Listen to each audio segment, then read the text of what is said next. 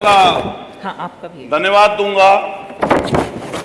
आपने अति महत्वपूर्ण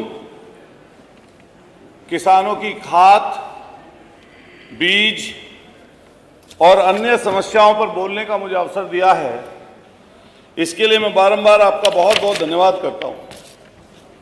माननीय जिस क्षेत्र से हम लोग आते हैं, अधिष्ठाता महोदय आप भी उसी क्षेत्र से हैं।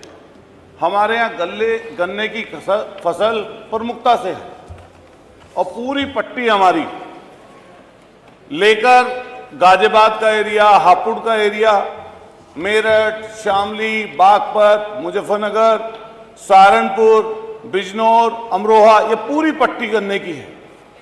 और गन्ने की खेती में ये परेशानी, दिक्कत लास्ट में आती है। लगभग 95% गन्ने के किसान ऐसे हैं जिनकी गन्ने की छिलाई जब हो जाती है उसके बाद गेहूं की बुआई होती है और इस समय भयंकर रूप से खाद की, यूरिया और डीएपी की जरूरत पड़ती है। लेकिन मान्यवर, इस समय पूरे प्रदेश में पिछले 1 साल से खाद के ऊपर भयंकर हाहाकार मचा हुआ है।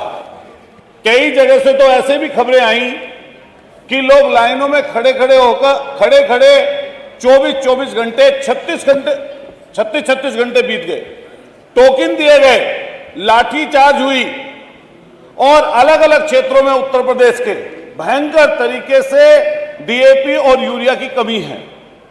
लेकिन सरकार हमेशा इसको डिनाय करती है। मेन इसमें इशू ये है, जो इसमें सबसे जरूरत की चीज है, किस कारण से कमी हो रही है।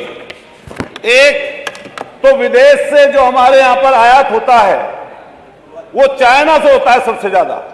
किसी ना किसी कारण से, किसी ना किसी वजह से वो चीज नहीं पहुंच पा रही। लेकिन बड़ा कारण यह भी है कि सरकार नैनो यूरिया और नैनो डीएपी का इस्तेमाल करने के लिए बोल रही है, जिसका मान्यवर किसानों के यहां पर रिजल्ट 0 है।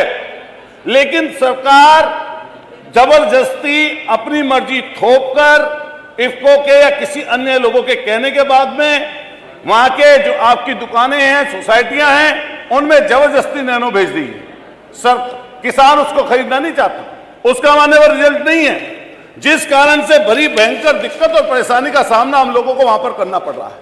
क्योंकि हम गन्ने की खेती करते हैं, साल में एक बार पेमेंट होता है।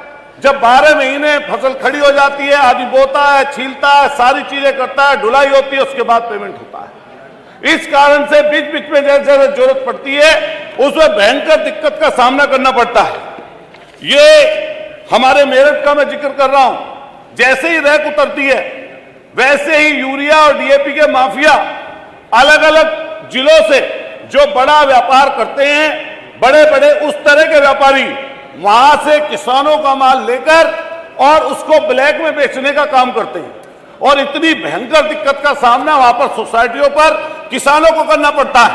मैं मान्यवर अपने मेरठ के एआर के पास गया किसानों की समस्या लेकर।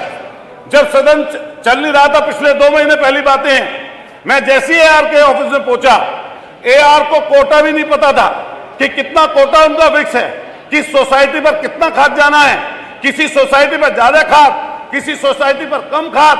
कई लोग सिफारिश करते हैं, कहते हैं, बताते हैं, तब जाकर इस चीज की पूर्ति होती है। लेकिन इसके लिए लंबे लंबी लाइनें लगानी पड़ रही हैं। मान्यवर, जहां पर आलू की खेती के किसान हैं, पूरा चले जाइए, एटा, कासगंज, आगरा, सिकोहाबाद, कन्नौज तक बड़ी बेल्ट है आलू की। अभी आलू का आखिर चल रहा है बोने का, आलू ज्यादातर बूझ चुका है, लेकिन उसमें जो इस्तेमाल हुआ उसके लिए भयंकर त्रासदी का सामना करना पड़ा। जैसे माने बुंदेलखंड में जाएंगे, चित्रकूट में, कन्नौज में और आपके ये पूरी पट्टी में ललितपुर तक, जालौन तक, वहां पर बड़ी संख्या में मटर के किसान हैं। सारे किसान त्राई करते रहे, लेकिन सरकार सुनने के लिए तैयार नहीं है। हमारे साथी बैठे हैं चित्रकूट के, भारी खिल्लत होती है। विधायक इधर की तरफ के, इधर की तरफ के भी खूब सिफारिश करते हैं, अधिकारियों को बताते हैं, सूचनाएं देते हैं, जल्दी खत्म कर लीजिए, आपका समय खत्म हो रहा है। लेकिन उसका कोई चीज का पता बंदोबस्त नहीं हो पाता। मान्यवर, मैं आपसे एक चीज और कहते हुए अपनी बात को समाप्त करूंगा कि मान्यवर, ये जो प्लाईवुड है, इस प्लाईवुड में यूरिया बड़ी संख्या में व्यापारी लेके चले जाते हैं, जो प्लाईवुड के कारोबारी हैं, और उस कारण से भी यूरिया की कई जगह कमी देखने के लिए पड़ती है।